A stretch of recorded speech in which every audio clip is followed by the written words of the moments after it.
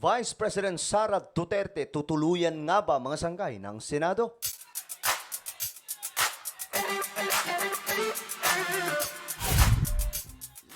Hello mga sangkay, magandang oras po sa inyong lahat.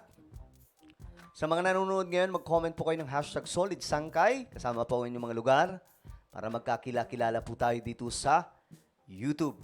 Alright? Sa mga nanonood ngayon na hindi pa po nakakapag-subscribe, ang gawin nyo lamang mga sangkay, subscribe nyo po yung ating YouTube channel. Makikita nyo po yung subscribe button sa ibaba. Pindutin nyo lamang po yan. I-click nyo po yung bell at i-click nyo po yung all. Sa mga nanonood po sa Facebook, i-follow nyo po yung ating Facebook page. Congratulations pala sa ating lahat mga sangkay. Tayo na po ay nakarating ng 1.37 million subscribers. Ang dami na po natin dito sa YouTube, no? Paangat po tayo ng paangat. So, thank you so much, guys. So, sa lahat ng mga nanonood ngayon na hindi pa po nakakapag-subscribe, i-subscribe nyo na po. Alright? So, ito na mga sangkay. Ano ba ang gagawin? Nitong Senado ngayon na may mga nag-file na po ng impeachment complaint. Kung sakali nga bang makakalusot doon po sa Kongreso or doon po sa House of Representatives. At dumating na po sa Senado dahil sila po ang magigisa nito na magiging sila dito mga sangkay. Sila ang magiging korte sa impeachment laban po kay VP Sara. Ano ba ang mangyayari? Ilalaglag ba nila si VP Sara? Well, tingnan po natin ang reaksyon ni Chis Escudero. Ito'y dapat dinggin hanggang matapos sa araw-araw. Kaya kung maalala mo nung nagdaan, araw-araw talaga yung hearing. Lunes hanggang Huwebes pa nga yata. Grabe, no? So, everyday pa lang hearing nitong impeachment, no? Kung sakaling mangyayari, so magiging busy pong lahat. Senado, maging ang House of Representatives na sila po yung mauuna mga sangkay. First step sa kanila eh. Pangalawa, dito sa Senado. So, magiging busy ang Senado dito. So, paano pa yung mga ginagawa nilang trabaho, mga sangkay? Ano mangyayari doon? Kasi yun ang nakalagay sa rules. Pero yung rules nga, mababago yun sang-ayon sa gusto ng mayoriya. Sa ngayon, ang rules namin yun ang nakalagay.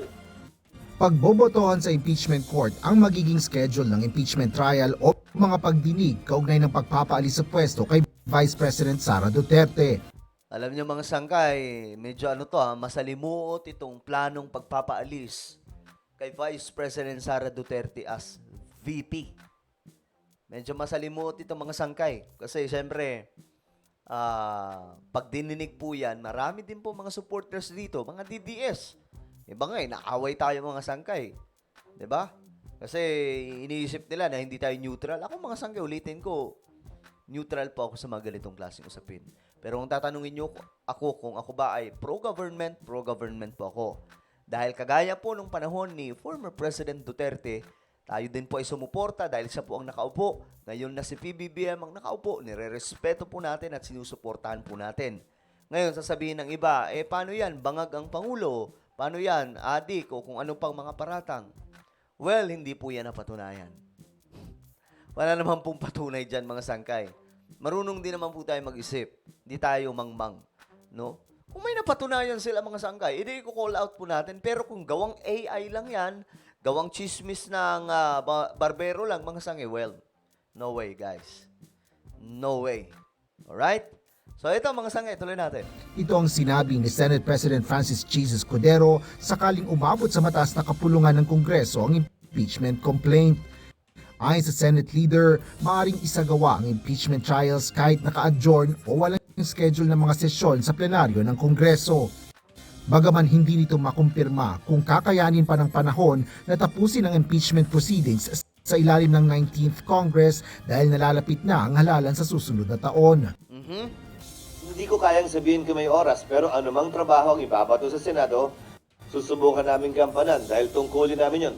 So, sa madaling sabi, mga sangkay, bagamat sinasabing medyo delikado ang schedule, kung sakaling maiaakyat na sa Senado, itong impeachment complaint, talagang kailangan pa rin sila tumindig sa kung ano po ang kanilang kailangan gawin para po sa impeachment na ito. Kung sakaling umakyat na po sa Senado, sa madaling sabi, talagang magkakaroon ng pagdinig sa Senado sa impeachment complaint. Pero sinasabi na nga po nila mga sangkay na medyo kakapusin sa oras. So paano yan pag kinapos sa oras? Nadinggin anumang kasong iyahain sa amin. Pero kung susuriin nyo yung mga nagdaang panahon, halimbawa yung impeachment complaint kay dating Chief Justice Corona, ang timetable nun ay nagsimula o naihiyain sa Senado ng Disyembre, December. natapos, kung hindi ako nagkakamali, ng dulo ng Abril. December, January, February, March, April. So, nasa 4 months. No? 4 na buwan. O bandang Mayo na, kaya lang yung taong yon walang eleksyon. So, iba-iba. Iba-iba yung Okay. Ngayon, mga sangka, isa pa sa problema. Kasi mag-e-eleksyon. 'Di ba? Medyo tagilid, mga sangka, no? timetable. Nananatili namang palaisipan sa mambabatas ang pagsasagawa ng impeachment Alam nyo, mga sangkay, ang nakikinabang po dito, ito lang. Itong taong to, kilala nyo to? Ang nakikinabang sa gulong ito ay si Raffy Tulfo. Ito pong taong to, mga sangkay, umaakyat po sa survey. Baka nga manalo pa to sa election sa 2028 kung hindi po tayo magiging mga sangkay.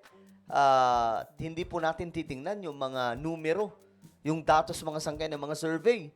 Si Martin Romualdez, mga sangkay, malabo yun. Huwag nyo na pong asamin o huwag nyo na pong masyadong pagbigyan ng pansin yun. Kalimutan nyo na yung mga pinapakalat ng mga DDS na si Martin gustong tumakbo. Ikaw ba tatakbo kung 1% ka lang sa survey? Di ba? Tapos sasabihin nila, minamanipulate yung survey. No, guys. Kung minamanipulate ang survey, hindi po 1% si Romualdez.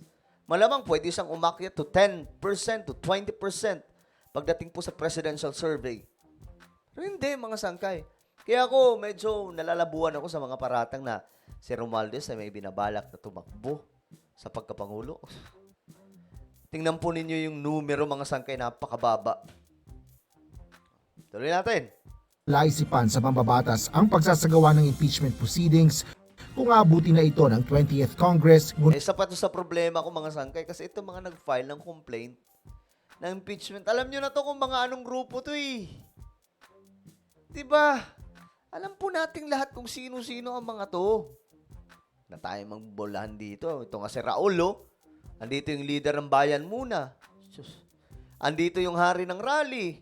Diba? Si Baba. Ay, naku po, Diyos mio Marimar. Ngunit hindi pa rin natatapos sa mga pagdinig.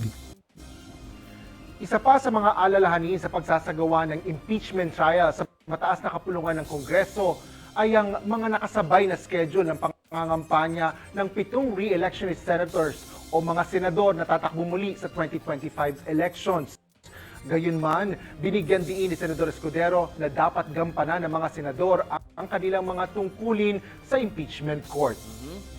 Sa parte ng mga reeleksyonista, hindi ko alam kung paano nila titingnan to. Mas madali bang pangampanya to? Hindi nila kailangan mag-ikot, ako, televised, nagsusubaybayan Libreng ito? exposure. O mas gusto ba nilang lumabas? So- Hindi ko trabahong pangunahan ang magiging desisyon ng mayorya. Kaugnay nito, sinabi rin ni Escudero na wala Ayan, no? Si Bato. Naku, mga sangkay. Ano din po yan? Kandidato sa pagka-senador ulit. pa silang inisyal na preparasyon para sa posibleng pagsasagawa ng impeachment trial. Wala rin anya itong planong pulungin ang mga kapwa-senador kaugnay nito. Dahil pag sinabi ko maghanda na, magsimula na kayo, ready, get set, pero wala pang go, baka isipin ako'y pumapabor o kumikiling sa paghahay ng pagsampa. Kung mabilis naman sila mag-arot, mabilis matuto, hindi pa siguro muna kailangan. Hanggang nandiyan na. Tiniyak naman ni Senador Escudero na kapag Play safe lagi si Escudero, no? naihain na sa kanila ang impeachment complaint ay saka nito sisimula ng mga karampatang proseso sa kanilang hanay. Pangunahin na dito ang pagsumpa bilang judges o hukom ng impeachment court. Asher Kadapan Jr. So, ayan, mga sangkay, yung opinion ni Senator Cheese. Kakapusin daw po sa oras, lalong-lalo na mag-i-eleksyon. Pero, mga sangkay, titingnan daw po nila. Kasi, kumbaga, hindi naman po aatrasan ng Senado kung ano man po ang kampanya na kinakailangan nilang asikasuhin, lalo na po itong impeachment complaint laban po kay VP Sara. Pero alam po natin yung posisyon dyan ni PBBM. Ang posisyon dyan ni PBBM is no. Ayaw ng impeachment complaint laban po kay VP Sara. Sadyang matitigas lang po talaga ang ulo nitong makatutol block kasi sila po yung mga pasimuno dito. Alright, so ano po ang inyong opinion mga sangkay sa ating napag-usapan ngayon? Kayo ba, gusto nyo bang ma-impeach si VP Sara? Well, comment nyo po sa ibabang inyong mga opinion. Meron po tayong isang YouTube channel, ito po sa Sangkay Revelation.